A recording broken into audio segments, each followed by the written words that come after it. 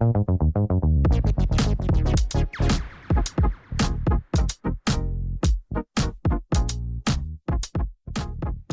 today's video, we will talk about how important your credit score is. You can get more debt with a low credit score, which leads to lower credit scores, which can lead to more debt. And that's not good for a monthly mortgage payment.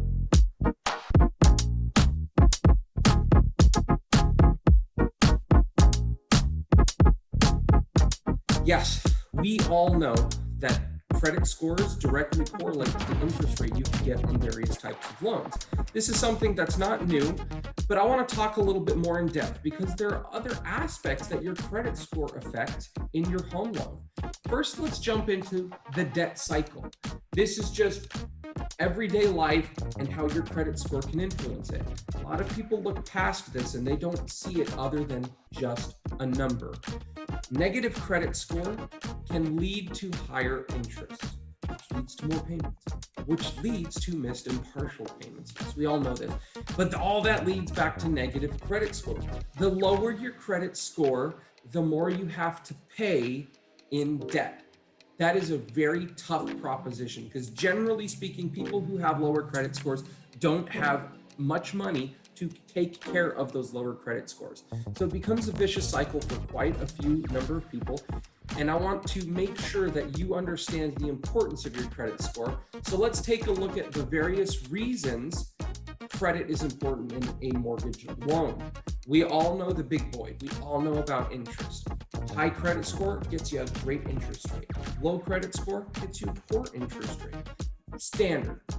But there are other aspects that can be influenced. For instance, your loan type. If your credit score is a little bit too low, you might have to go with a different program, such as an FHA loan. FHA loans on the surface sound fantastic. They feature a 3.5% down payment minimum, and they typically have lower interest rates than their conventional counterparts. So then why wouldn't everyone get an FHA loan? And that's because of mortgage insurance. On an FHA loan, you have to pay 0.85% mortgage insurance, typically speaking, for the duration of your home loan, typically speaking. That's not the same with conventional. Conventional can be canceled up to a certain point, but with FHA, it sticks with you as long as you have that loan. Now, I mentioned there's some caveats. I won't get into it. You can watch our FHA video to find out more about that. But I did some math. If you have a $400,000 loan on a house and you have to use this FHA mortgage insurance, you have to pay 0.85% every single year.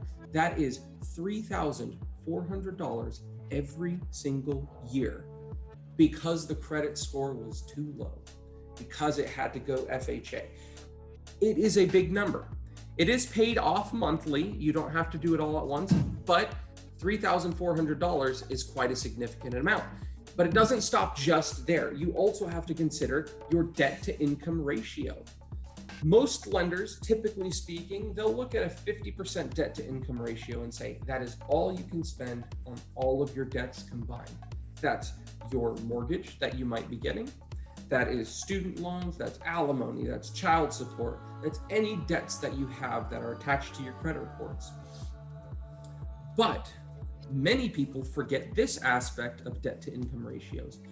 Depending on your credit score will also dictate how much of a debt to income ratio you are allowed to have.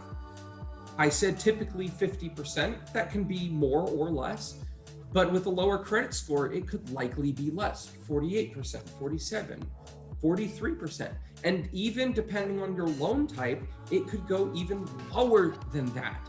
So a credit score influences, yes, your interest rate, but it influences your loan type. It influences your mortgage insurance, and it influences your debt to income ratio. Lower credit score is not just more monthly payments, but it could also mean the difference between qualifying and not qualifying. So let's paint a picture so you can see some real world numbers. We're going to pretend we're looking at a $400,000 loan amount, okay? And the principal and interest using 6% interest would be somewhere around $2,400 a month. That's with a decent credit score. And we're right now in the beginning of February. Rates can go up and down and all around. We don't know where they're headed, but they can change anytime. So this isn't fixed or set in stone. Well, let's say we have to go with FHA. That 0.85% translates to $283 a month. That is quite a big cut of pie.